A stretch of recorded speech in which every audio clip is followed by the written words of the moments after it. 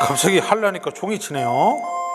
네, 우리 학교의 종소리가 이렇습니다. 자, 아간파천 이후에 이제 열강의 이권 침탈이 심해집니다. 당연하죠. 우리 고종이 어디 있습니까, 지금? 러시아 공사관에 있잖아요. 러시아 공사관에 있으면서 이런 거 제대로 돌볼 새가 있었겠습니까?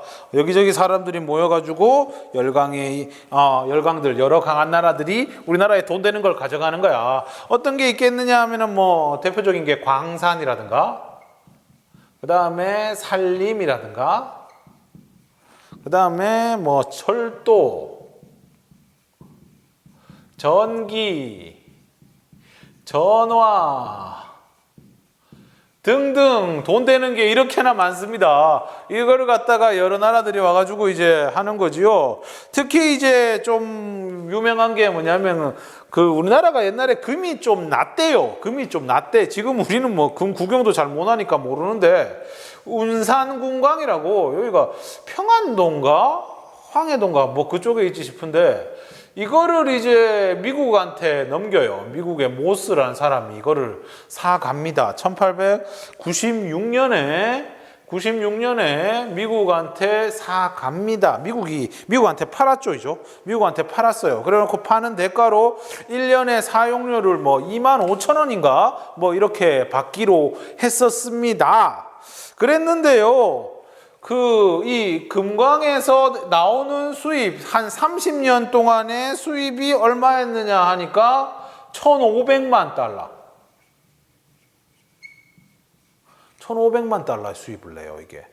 미국이 우리나라에 금광 해가지고 1,500만 달러의 수입을 냈다고요. 그러면 우리는 얼마 받았는데 연 사용료를 25,000원씩 받기로 했거든요. 이때 원화랑 달러랑 비율을 갖다가 이때 당시에 외환 시장이 없어서 정확하게 얘기는 못 합니다만 그냥 달러 같이 친다면요 25,000달러예요. 25,000달러.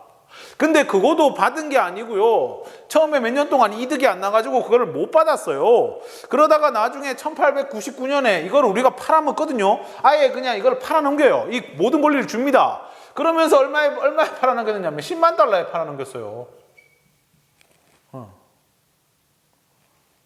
알겠죠? 미국 아들이 딱 봐도 1,490만 달러를 남겨먹은 장사예요. 엄청난 이득이죠. 네. 물론 이거 우리나라가 갖고 있었으면 캐냈겠나? 이때 당시에 미국이 이 운삼금광을 캐기 위해서 투자한 비용이 500만 달러라고 하거든요. 이거 우리나라 그 당시 조선의 1년 재정 수입을 훨씬 능가하는 금액이라고 하네요. 네. 물론 그래가지고 그렇긴 한데 이거는 너무 장사를 이래 하면 안 되지 않나요? 그죠? 네, 그리고 이 철도 같은 경우에는요 일본이 정말 지대한 관심을 가져. 그래가지고 나중에 이게 결국에는 나중에 우리나라를 식민지 지배할 때 이제 아주 유용하게 잘 써먹지요. 하다못해 곡식을 일본으로 사서 보내는 데만 해도 이게 아주 유용하게 쓰여집니다. 그리고 이 철도를 매설해 준다는 건 어떤 의미를 가지냐면 철도를 이제 관리할 수 있는 권리를 가지거든요. 그 얘기는 철도가 이렇게 길게 있으면은 요 길게 돼 있는 요 철도 주변 부지가 전부 다 일본에서 관리한다는 거예요. 그래서 일본이 이 한반도 곳곳을 이제 살펴볼 수가 있는 거죠. 아주 친밀하게 들어왔다 하는 겁니다. 결국 이게 나중에 어떻게 침략의 도구로 활용되더라. 이런 거. 그럼 우리가 이제 요 이권 침탈에 대해서는 우리가 저항을 안 했느냐? 했어요. 했지. 대표적인 게 독립협회. 얘들이 많이 하잖아요. 네, 이권 수호운동이라고 해가지고 독립협회가 여러 가지 일들을 합니다. 대표적인 게 러시아에서 이제 금융적으로 이제 들어오려고 했던 한러은행 이거를 폐쇄시켰고요. 그 다음 저령도조차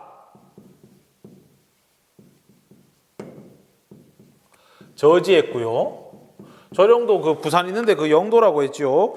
그 다음에 프랑스 그 다음에 독일, 이런 애들이 광산 채굴권을 가져가려고 하니까 그것도 반대했어요. 뭐 이런 게 있긴 한데, 독립협회 하면서도 얘기하지만 이게 다 어느 나라한테 해당되는 거예요? 러시아. 그죠? 그래봤자 프랑스, 독일. 러시아, 프랑스, 독일. 어디서 많이 들어본 것 같지 않아요? 삼국 간섭. 고패거리들이야. 알겠지? 네. 그 다음 또 하나 더 하자면 뭡니까? 보안회 애국계몽운동 단체였던 보안회에서 했던 뭡니까? 일본의 황무지 개간권 요구를 철회시켰다. 이런 거. 요런 식으로 해가지고 우리가 이권을 좀 막으려고 했다 하는 이야기인데 좀 늦었습니다. 예, 하여튼 이거 가지고 뭐 답이 나올 그게 아니지요. 네. 그 다음에 두 번째. 이제 흐름 요렇게 했고요. 흐름은 이렇게 정리하시면 됩니다. 그 다음에 이제 두 번째로 이제 금융 침탈에 대해서 얘기합니다. 이제 진짜 본격적으로 이제 돈 가지고 애들이 막 들어오는 거죠. 예. 돈 가지고 들어오더라. 그래가지고 애초에 우리가 이거를 막기 위해 가지고 은행 같은 거 막 만들기도 하잖아요. 뭐 조선은행이라든가, 그 다음에 한성은행, 그 다음에 대한천일은행. 그러니까 이런 거를 만들어 가지고 우리나라의 자본력을 바탕으로 막으려고 했는데 결론적으로는 잘 안 되지요. 자, 첫 번째 나오는 거 뭡니까? 첫 번째 나오는 거, 일본이 대규모 차관을 제공합니다. 차관이라는 건요, 돈 빌려주는 거예요. 돈 빌려주는 거. 근데 이렇게 일본이 돈을 빌려주고 이걸 누가 쓰느냐 하면은 통감부에서 쓰지, 통감부에서. 이 머리 아프죠? 통감부 지들이잖아. 지들이 이제 식민지 통치하기 위해서 이런 통치 시설 및 경비로 사용한다고.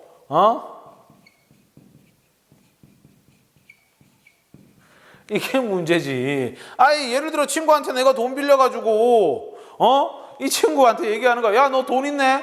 떡볶이 하나 사줘. 해갖고 얻어먹는 거야. 뭐 이런 꼴이지, 뭐 이런 꼴이지. 지들 뭐 경찰 비용, 통감부 운영비 이런 거를 자기네들 돈으로 써놓고는 빌려줬다.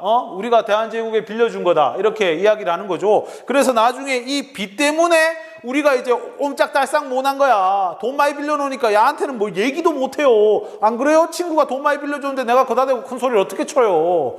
그 빚이 나중에는 1,300만 원 정도 되더라 하는 얘기죠. 우리 돈으로. 그걸로 치면 우리나라 한 몇 년치 예산이에요.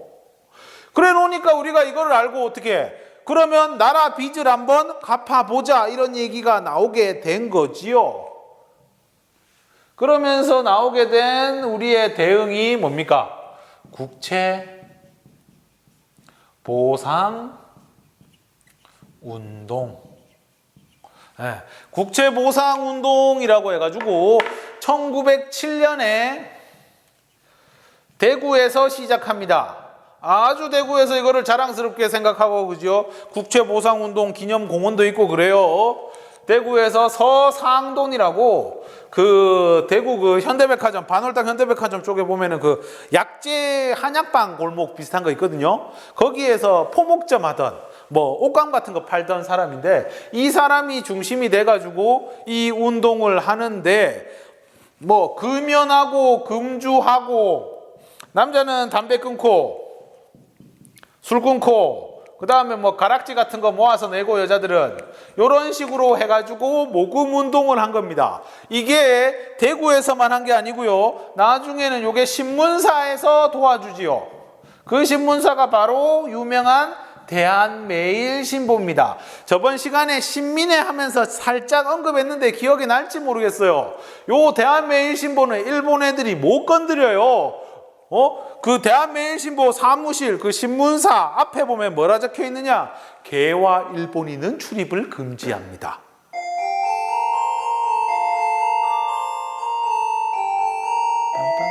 빰빰빰. 그래도 일본에서는 암소리도 못하는 게 요 사장님이 이제 어니스트 베델이라고 해가지고 베델이라고 해가지고 이 사람이 어디 사람? 영국 사람이거든. 영국 사람이란 말이에요.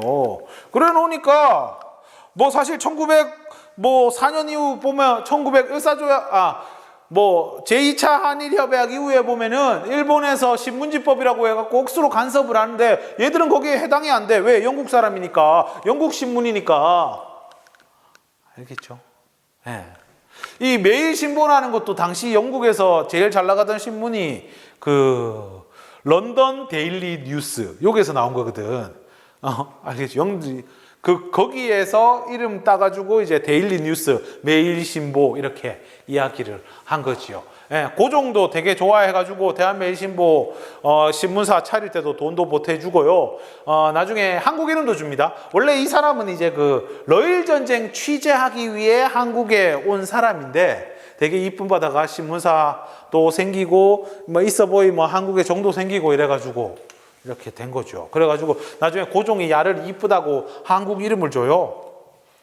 예, 그래 배니까 배씨하고 니는 언론 그거 하니까 말 잘하니까 말씀 설자를 쓰라 하면서 배설이다 라고 이야기를 했지요. 그래가지고 여기서 본격적으로 이제 이거는 고종이 이거 맥인가 아닌가라는 생각도 드는데 뭐 하여튼 그래요. 어쨌든 이 대한매일신보에서 도와줘가지고 이제 국채보상운동이 거의 전국적인 운동으로 돼가지고요. 돈을 꽤나 모았어요. 80만, 160만 막 이렇게 막 걷었다고 하거든요. 꽤나 걷었어요. 80만, 일본 돈으로 80만 엔이니까 우리가 1대1이니까 한 그 정도? 뭐 제법 모았어요. 그러니까 이제 일본에서는 뭐 하는 거야? 막 태클을 거는 거지. 마음에 안 드는 거야. 뭐 사실 이렇게 해가지고 나라 빚을 갚을 수냐 있겠냐마는 갚는다 해도 또 토강부에서 써보면 그만이지 뭐. 그죠? 왜냐면 이때 우리나라의 중앙은행이라는 게 일본은 제1은행이 우리의 중앙은행이거든요. 쓸락 하면 언제든지 양껏 쓸 수가 있어요. 근데 이런 게 좀 거슬리는 거야. 그래가지고 이제 소문을 내는 거죠. 얘들이 돈 띠먹었다, 횡령했다 하면서. 그래가지고 막 베델도 나중에 그 중국에 영국 그 공사관 쪽에 막 불려가가 재판받고 막 그래요. 그러고 막 나중에 돌아오는데 어쨌든 그러면서 결국 소문이 돌아가지고 실패로 끝이 나게 됩니다. 나중에 요 남은 돈을 가지고 어디에 쓰느냐 하면은 1920년대 밀립대학 설립운동에 써요. 이거를.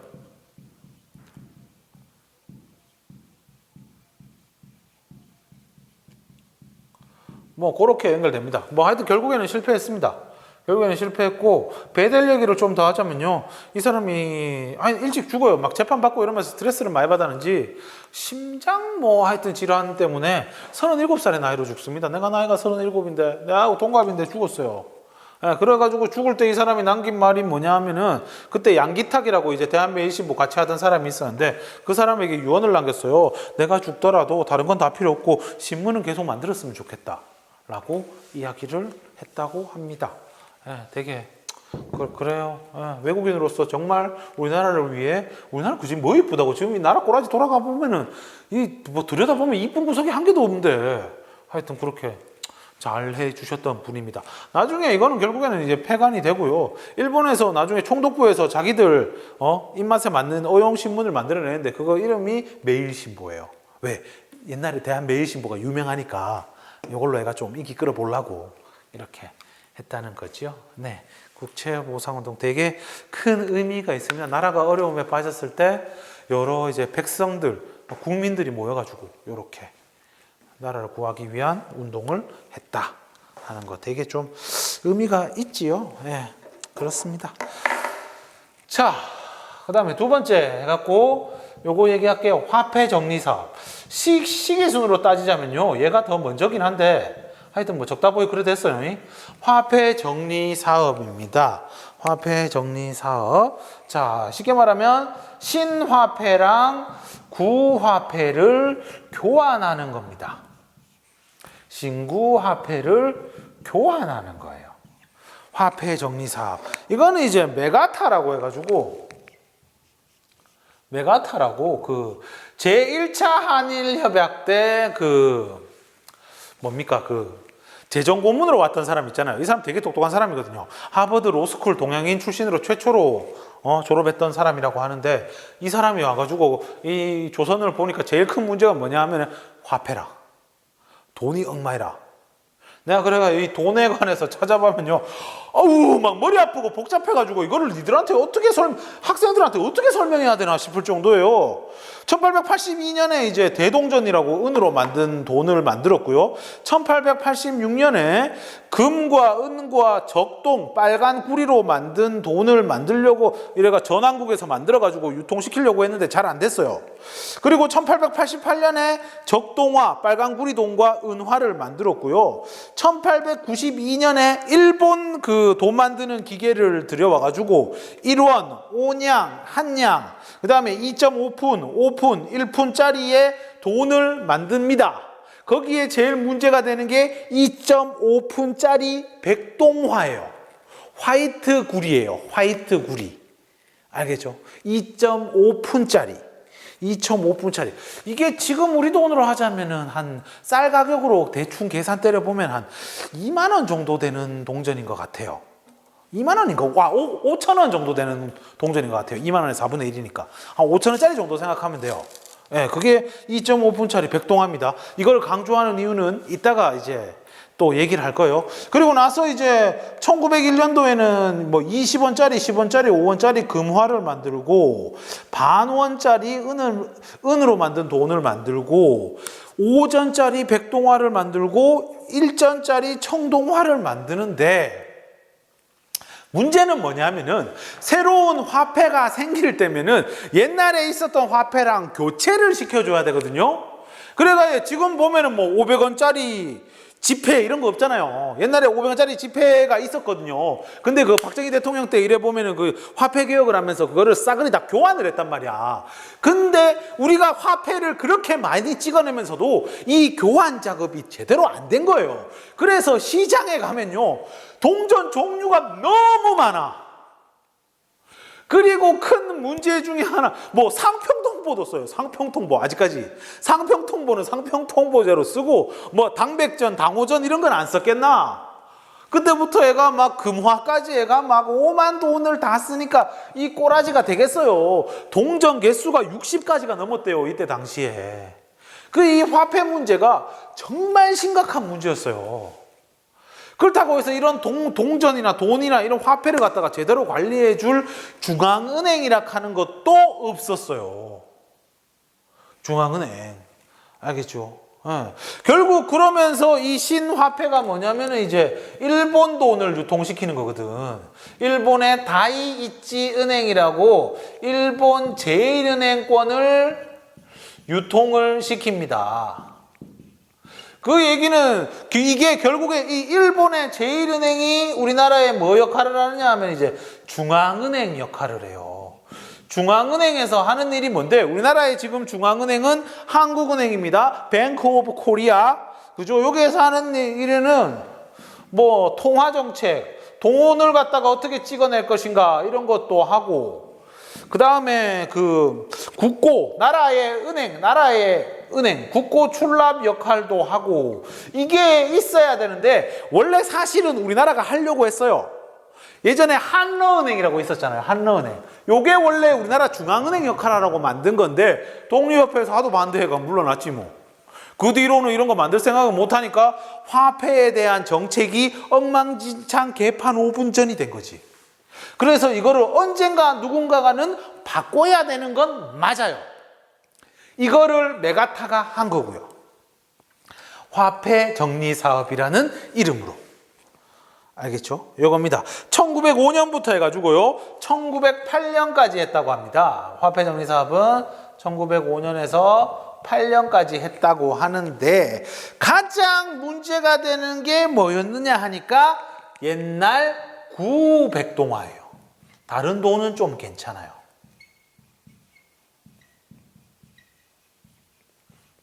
이전 5푼짜리. 백동화도 오전짜리 백동화, 이전 오픈짜리 백동화가 있었는데 이게 일본 기계로 찍어낸 거거든요. 그 얘기는 뭐냐 하면은 각 일본에서 엄청나게 많은 백동화를 위조로 해가지고 찍어낼 수가 있었어요. 그래가지고 이 백동화가 제일 머리 아팠던 게 이게 제일 많이 유통되면서도 위조도 억수로 많고 위조니까 상태도 별로 안 좋겠지. 구리 비율이 예를 들어 뭐 1g, 2g 들어가야 되는 거 0. 몇 g 들어가가 대충 찍어내가 만들어낸 거야. 그러니까 우리 500원짜리로 예를 들면 500원짜리가 이렇게 크기가 이래 있으면 그거 좀 살짝 작게 해가지고 만들어낸다거나 아니면 그거 좀 납작하게 해가지고 만들어낸다거나 그런 식의 백동화가 억수로 많이 유포가 된 거예요. 그래 엉망진창이야. 크기도 다 달라. 완전히 막 개판 5분전입니다. 그래가지고 이거를 바꿔주는데 그대로 못 바꿔주겠다라고 얘기를 한 거지요. 그래서 이 구백동화를 요 3개 등급으로 나눕니다. 이 동전 상태에 따라서 갑, 을, 병으로 나눠요. 그래서 갑은 100% 다 해주고 을은 40% 해주고 병은 빵프로 한 거예요. 알겠죠? 잠깐만요. 선생님이 갑자기 오셔가지고